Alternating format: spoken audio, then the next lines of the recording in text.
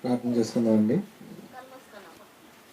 పరిశుద్ధుడ పరలోకమందున మా తండ్రి, నీ యొక్క ఘనమైన శ్రేష్టమైన నామానికి వందనాలు. ఈ యొక్క సమయంలో కొద్దిసేపు నీ యొక్క మాటలు చెబుతూ ఉండగా నాకు మంచి జ్ఞానాన్ని దయచేయండి తండ్రి. అలాగే వినేవారికి కూడా గ్రహించే మనసును దయచేసి వాక్య ప్రకారం దాన్ని జీవించి మేమంతా నీ యొక్క నిత్య రాజ్యానికి చేరుకునే బిడ్డలుగా ఉండటానికి సహాయం దయచేయమని యేసు నామమున అడిగి పెట్టుకుంటున్నాం తండ్రి, ఆమేన్.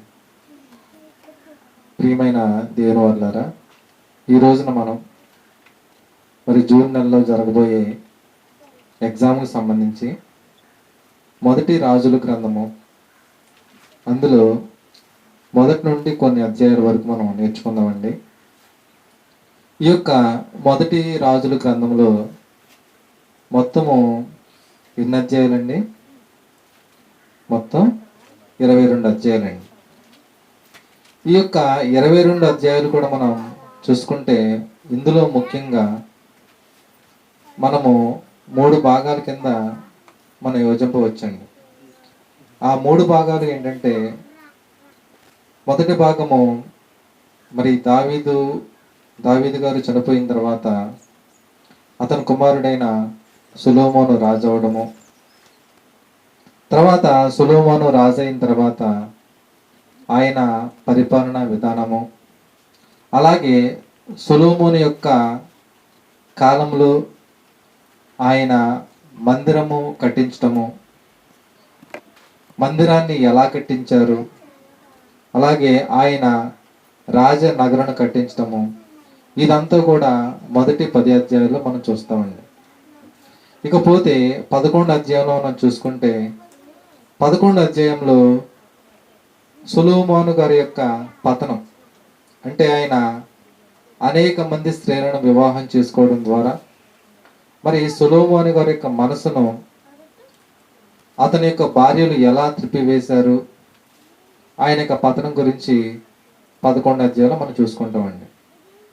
ఆ తర్వాత ఇంకా 12 అధ్యాయం నుండి 22వ అధ్యాయం వరకు కూడా చూసుకుంటే 12 నుండి 22 అధ్యాయం వరకు ఇందాడ ప్రసాద్ చెప్పినట్టుగా సొలొమోను యొక్క మరణాంతరం కూడా రెహబాము రాజవ్వడము, తర్వాత రెహబాము కాలంలోనే ఒకే ఐక్యంగా ఉన్న ఇశ్రాయేలు రాజ్యం అనేది 2 భాగాల కింద విడిపోవడము, మొదటి 10 గోత్రాలు ఒక భాగం కింద, అలాగే యోధా గోత్రము బెన్యామీను గోత్రము మరొక భాగం కింద విడిపోవడం అనేది జరిగిద్దండి. ఈ విధంగా చూసుకుంటే ఈ యొక్క మొదటి రాజుల గ్రంథంలో 3 భాగాలు, మొదటి 10 అధ్యాయాలు కూడా సొలొమోను యొక్క ఆయన గురించి, ఆయన యొక్క మందిరము కట్టించిన విధానము, ఆయన రాజనగరుని కట్టించిన విధానం గురించి, అలాగే 11 అధ్యాయం ఒక భాగం అండి, అంటే అది సొలొమోను గారి యొక్క పతనం.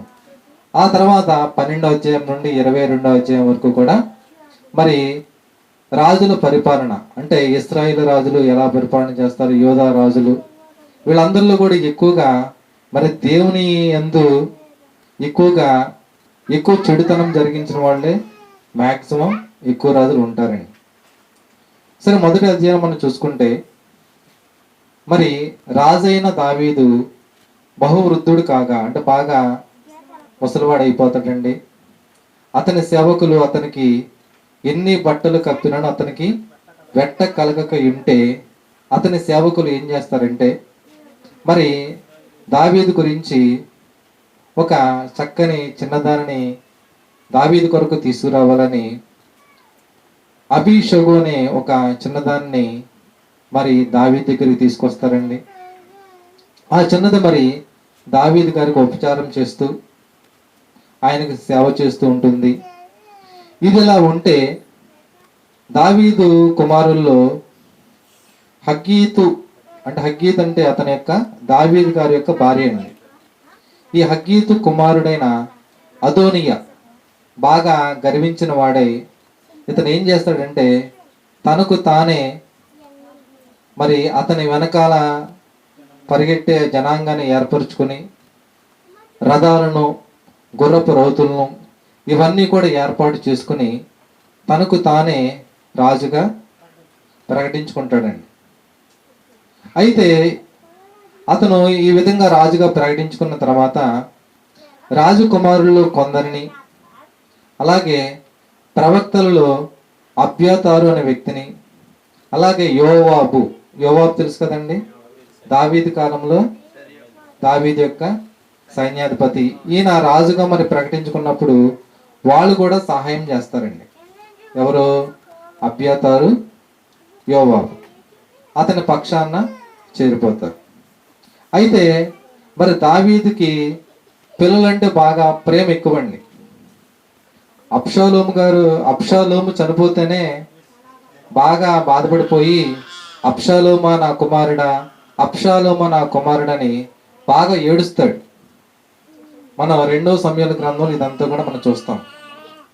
అయితే ఈ యొక్క అబ్షాలోము తర్వాత పుట్టిన వాడు అదోనియా.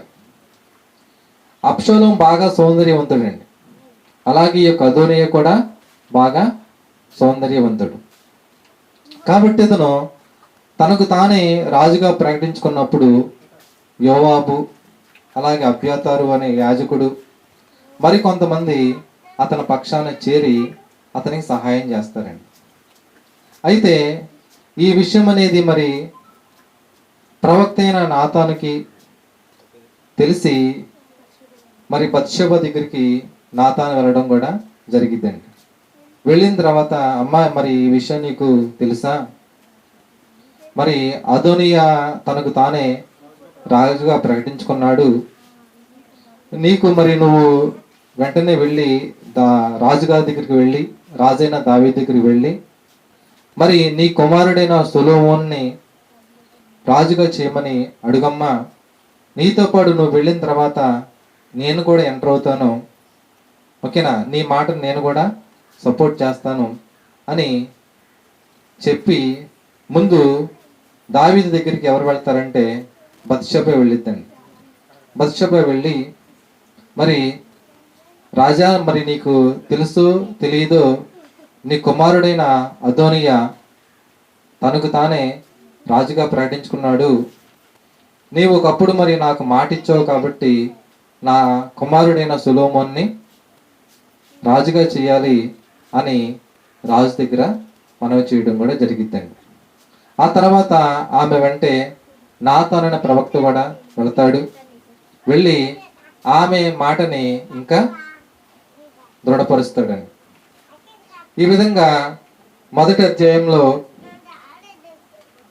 మరి అదోనియా రాజుగా ప్రకటించుకున్నప్పుడు బత్షెబ వెళ్ళి రాజుగారి దగ్గర మనవి చేయడము, అప్పుడు రాజైన దావీదు మరి బత్షెబకి మాటిస్తాడండి, నిశ్చయంగా నీ కుమారుడైన సొలొమోను రాజు అవుతాడు అని బత్షెబకి మాట ఇవ్వడం కూడా జరిగిద్దండి. తర్వాత ఈ యొక్క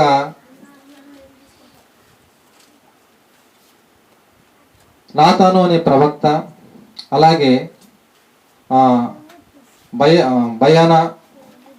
బెనాయా అనే వ్యక్తి, బెనాయా వీళ్ళిద్దరు కూడా కలిసి, మరి కొంతమంది కూడా కలిసి సొలొమోన్ని గీహోను అనే ప్రాంతానికి తీసుకువెళ్ళి సొలొమోనికి రాజుగా పట్టాభిషేకం కూడా చేయడం అనేది జరిగిద్దండి.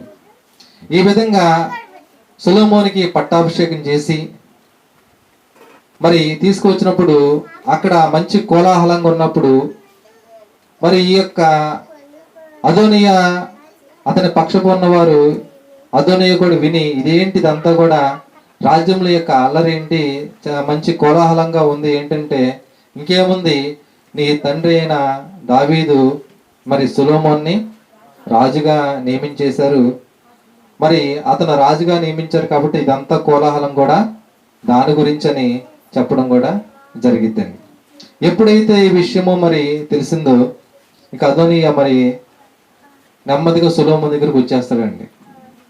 సొలొమోను దగ్గరికి వచ్చేసి ఒకవేళ తన యొక్క ప్రాణాన్ని తీసేస్తాడేమో అని చెప్పి సొలొమోను దగ్గరికి వస్తే, మరి నువ్వు జాగ్రత్తగా గనక నడుచుకుంటే నీ ప్రాణానికి ఎలాంటి ఆపద కూడా ఉండదని చెప్పి, తర్వాత ఆ యొక్క అదోనియాని వదిలివేయడం కూడా జరిగింది. ఇదంతా కూడా మొదటి అధ్యాయంలో జరిగిద్దండి.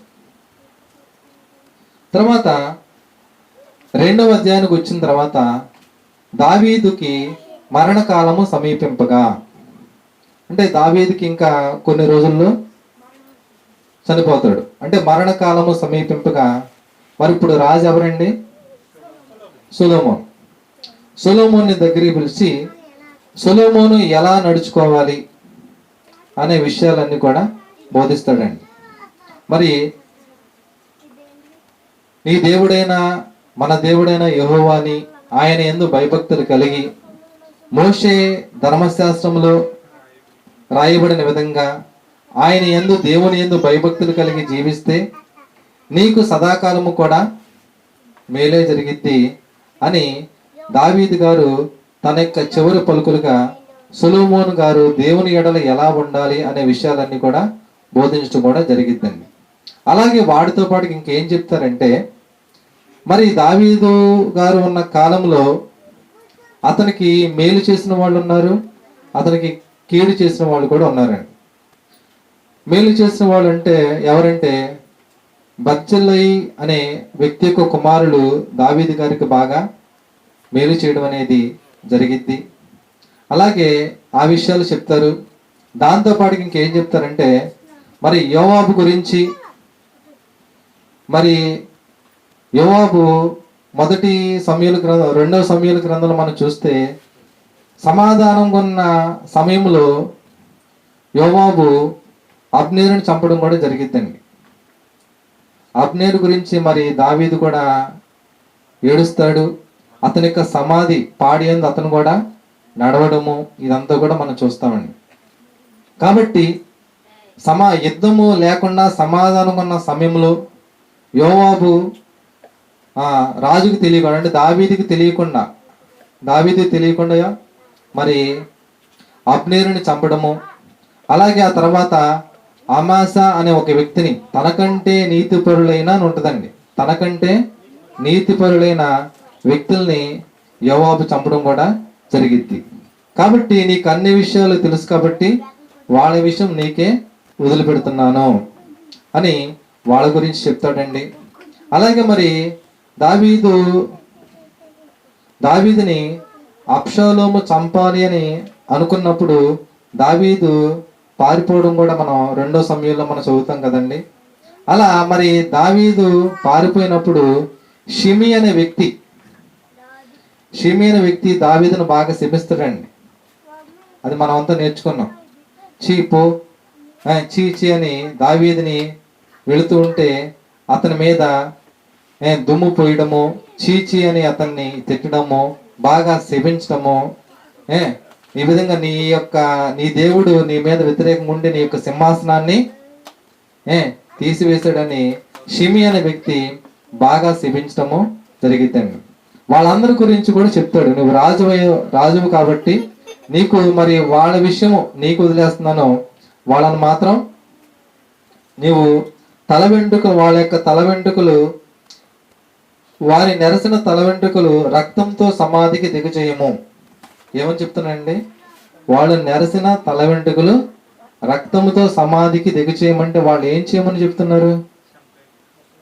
వాళ్ళ గురించి చూసుకో, ఇంకా నీకే వాళ్ళ అప్పచెప్తున్నాను, వాళ్ళు నేను బ్రతికున్న కాలంలో నా ఎడల ఇలా చేశారు అని వాళ్ళ గురించి మొత్తం కూడా చెప్పడం అనేది జరిగిద్దండి. తర్వాత ఈ విధంగా దావీదు గారు తన కొడుకైన సొలొమోనుకి చెప్పిన తర్వాత దావీదు తన పితరులతో కూడా నిద్రించి, అంటే దావీదు గారు చనిపోవడం కూడా జరిగిద్దండి. తర్వాత దావీదు సింహాసనం పైన ఇప్పుడు రాజు కింద సొలొమోను గారు ఉంటారు. తర్వాత అంతకుముందు మరి తన సహోదరుడైన అదోనియాని సొలొమోను వదిలేశాడు కదండి. వదిలేసిన తర్వాత బుద్ధిగా ఉండాలి కదా. అలా ఉండకుండా ఈ యొక్క అదోనియా ఏం చేస్తాడంటే సొలొమోను తల్లి అయిన బత్షెబతో ఒక మాట చెప్తాడండి. ఏమనంటే, నాకు మరి అభిషేక్ అనే అంటే దావీదు కొరకు ఒక చిన్నదాన్ని చూస్తారు కదండి, దావీదుకి తీసుకొస్తారు కదా. ఆ యొక్క అభిషేకం అనే ఆమెని నాకు పెళ్లికి ఇవ్వాలని బత్షెబ దగ్గర చెప్పుకుంటాడండి. ఎవరు? అదోనియా. సరే, నీవు అడిగావు కాబట్టి నేను ఈ విషయము నేను రాజు దగ్గర అంటే సొలొమోను దగ్గర నేను నీ తరపున నేను అడుగుతానని బత్షెబ కూడా సొలొమోన్ని అడిగిద్దండి. అదోనియా చెప్పిన విధంగా బత్షెబని మరి సొలొమోన్ని అడగడం కూడా జరిగింది. దానికి సొలొమోను ఒప్పుకుంటాడండి? సొలొమోను ఒప్పుకోడు. ఇదేంటి మరి ఈ విధంగా అడుగుతున్నావు? నీవు అడిగిన దాన్ని బట్టి నీకు నీతో పాటు ఉన్న వాళ్ళకు కూడా, అంటే ఇప్పుడు అదోనియా తరపున అంతకు ముందు అతనికి సహాయం చేసిన వాళ్ళు ఎవరెవరు ఉన్నారు? యోవాబు ఉన్నాడు, అలాగే అబ్యాతారు అనే వ్యక్తి ఉన్నాడు, కొంతమంది రాజా కుమారులు కూడా ఉన్నారండి. కాబట్టి ఆ తర్వాత ఈ యొక్క అదోనియాని సొలొమోను చంపించడం కూడా జరిగిద్దండి. సొలొమోను చంపించడం కూడా జరిగిద్ది. తర్వాత సొలొమోను దగ్గర ఉన్న బెనాయా అనే వ్యక్తిని మరి సొలొమోను సైన్యాధిపతి కింద నిర్ణయిస్తాడండి. అలాగే సాదోకు అనే వ్యక్తిని యాజకుడి కింద నియమిస్తాడు. సాదోకు అనే వ్యక్తిని యాజకుడి కింద, బెనాయా అనే వ్యక్తిని సైన్యాధిపతి కింద సొలొమోను నిర్ణయించడం కూడా జరిగింది. ఆ తర్వాత షిమీతో కూడా ఏమంటాడంటే, షిమీ తెలుసు కదండి, దావీదును శపించిన వ్యక్తి. ఈ యొక్క షిమీతో సొలొమోను ఏం చెప్తాడంటే, నీవు యెరూషలేములో నువ్వు ఎటు వెళ్లకుండా యెరూషలేములో ఒక చక్కని ఇల్లు కట్టుకొని యెరూషలేములోనే ఉండు. నీవు ఎప్పుడైతే యెరూషలేము నుండి బయటకు వస్తావో అప్పుడు నీ ప్రాణాన్ని తీసేస్తాను అని సొలొమోను ఈ షిమీ అనే వ్యక్తితో చెప్పడం అనేది జరిగిందండి. అయితే ఒకసారి ఏం జరిగిందంటే, ఈ షిమీ యొక్క ఇద్దరు పనివాళ్ళు మరి అక్కడి నుంచి, అంటే షిమీ దగ్గర నుంచి ఎక్కడికి వెళ్ళిపోతారంటే ఆకీషు అనే గాతురాజు దగ్గర చేరిపోతారండి. అంటే వేరే యెరూషలేము నుండి బయటికి వెళ్ళిపోతాడు. మరి సొలొమోను గారు ఏం చెప్పారు? నేను యెరూషలేములోనే ఉండు అని చెప్తే మరి ఆ యొక్క పనివారి కోసం షిమీ అనేది వెళ్ళిపోవడం జరిగిద్ది. ఈ విషయం అనేది తర్వాత సొలొమోను తెలిసిద్ది. తర్వాత సొలొమోను ఆ యొక్క షిమీని బెనాయా అనే తన యొక్క సైన్యాధిపతి ద్వారా అతన్ని చంపించడం కూడా జరిగిద్ది. ఇది 2వ అధ్యాయంలో ఉంటుంది. ఇకపోతే 3వ అధ్యాయానికి వచ్చిన తర్వాత సొలొమోను ఐగుప్తు రాజైన ఫరో కుమార్తెని వివాహం చేసుకోవడం కూడా జరిగింది. ఫరో కుమార్తెని వివాహం చేసుకోవడం జరిగింది. వివాహం చేసుకున్న తర్వాత అతను మరి దేవుడైన యెహోవా సొలొమోనుకి ప్రత్యక్షమవుతాడండి స్వప్నంలో. మరి స్వప్నంలో ప్రత్యక్షమై నీకు ఏం కావాలో కోరుకున్నప్పుడు సొలొమోను గారు ఏం కోరుకుంటారండి? నీ యొక్క ప్రజలు చాలా విస్తారంగా ఉన్నారు, వాళ్ళని పరిపాలించడం చాలా కష్టంతో కూడుకున్నది.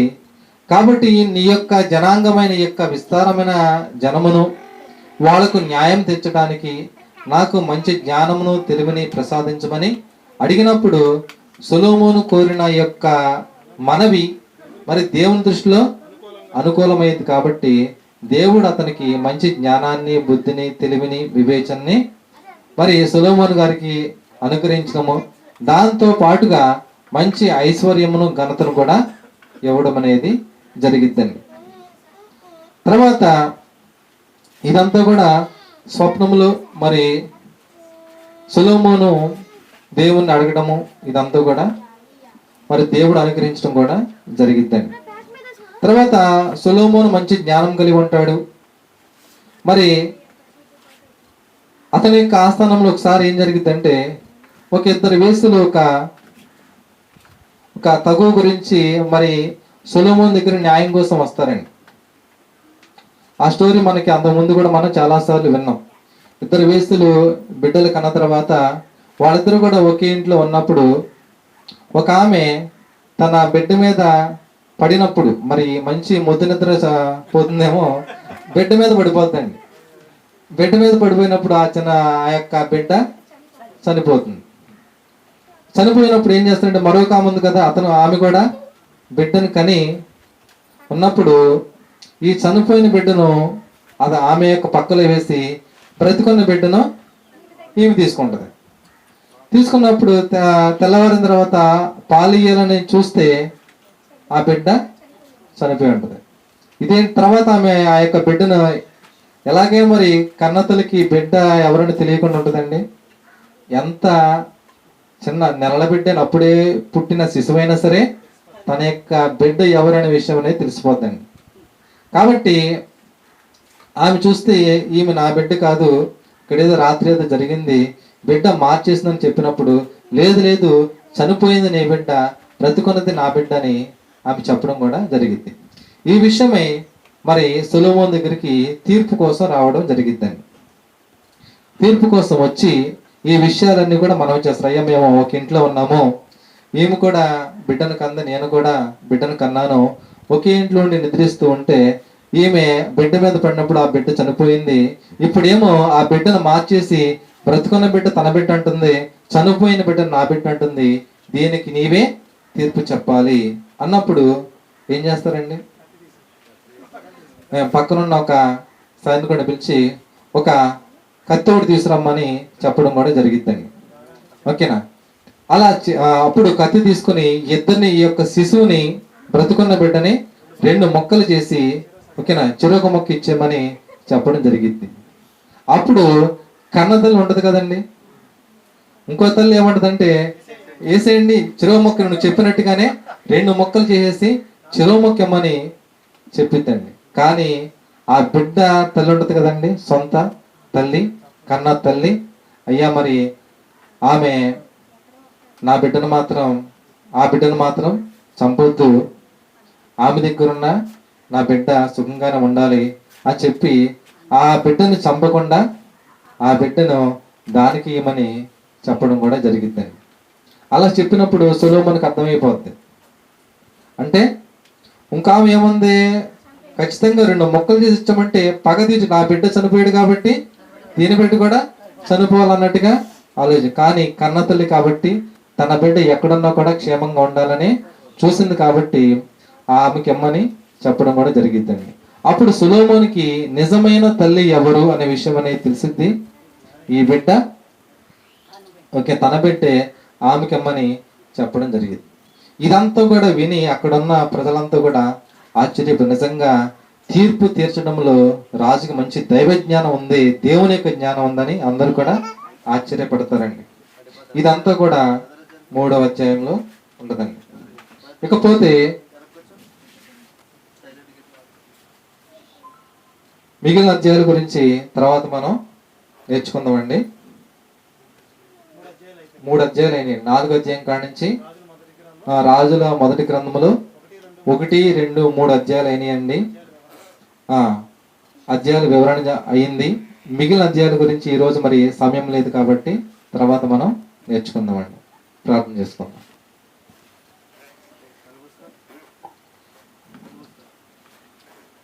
పరలోకమందున మా తండ్రి, ఇప్పటి వరకు కూడా నీ యొక్క జ్ఞాన గ్రంథముల నుండి కొన్ని మాటలు నీ యొక్క పిల్లలకి వివరించి చెప్పాను తండ్రి. విన్న వాక్యాన్ని అర్థం చేసుకొని వాక్య ప్రకారం తండ్రి జీవించి మేమంతా కూడా నీ యొక్క నిత్య రాజ్యానికి చేరుకునే బిడ్డలుగా ఉండటానికి సహాయం దయచేయమని మహిమ గంత ప్రభువులు మీరే పొందాలని కోరుతూ యేసు నామమున అడిగి వేడుకొంచున్నాం తండ్రి, ఆమేన్.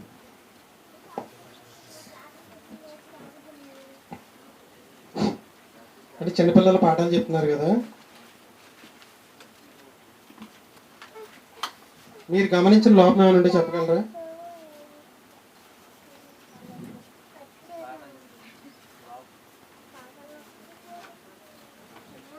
ఆరు నెలల నుంచి చెప్పుకొస్తున్నారు కదా, ఏమైనా గమనించారా లోపం? మనకి ఏ లోపం లేదు, బయట చూసాడు వీడియో, ఆడు పాటలు ఏముందో చూడటం, లోపం ఎత్తుతాడు. ఆ లోపాన్ని కూడా మనం సరి చేసుకోవాలి. ఆడపిల్లలకి ఏం అలవాటు చేద్దామంటే పుస్తకాలు అలవాటు చేద్దాం. ఏమంటారు? చిన్న విషయం ఏంటంటే మన యూట్యూబ్ ఛానల్లో ఈరోజు 250 మంది సబ్స్క్రైబర్స్ అయిపోయారు. ఇప్పుడు మనం పెట్టిన ఈ వీడియోని 250 మందికి వెళ్తుంది.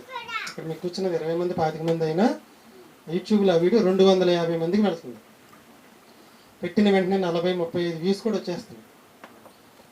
శ్రావ్య ఒక ప్లేలిస్ట్ పెడదాం, సాత్విక ఒక ప్లేలిస్ట్ పెడదాం, సాత్విక్ ఒక ప్లేలిస్ట్ పెడదాం. ఇక్కడ అంత రికార్డింగ్ అంత నీట్గా రావట్లేదు. మీరు ఇంట్లో ట్యూబ్ లైట్ వేసుకుని వెనమాల వైట్ గోడ పెట్టుకుని రోజుకు ఒక పాఠాన్ని మీరు ఫోన్లో చక్కగా వీడియో రికార్డ్ చేయండి. సెలవులన్నింటిలో మొత్తం 30 పాటలు ఉంటాయి. మీరు నాకు ఆ ఫోన్ నాకు ఇస్తే నేను పెన్ డ్రైవ్లో వాటిలో మీరు వాట్సాప్లో పంపిస్తే మళ్ళీ తగ్గిపోతుంది, దాని క్వాలిటీ తగ్గిపోద్ది. నేను పెన్ డ్రైవ్లో లాక్కుని యూట్యూబ్లో ప్లేలిస్ట్ విడివిడిగా పెడతాను. భవిష్యత్తులో మన దగ్గర నుంచి బయటికి జ్ఞానం వెళ్తుంది ప్రపంచానికి.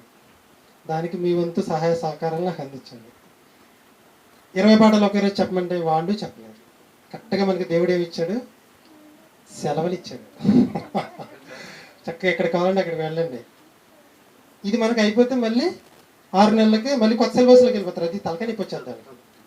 బైబిల్ గురించి ఒక 10 వాక్యాలు నేర్పించండి, చక్కగా వీడియో రికార్డ్ చేయండి, అయిపోయింది.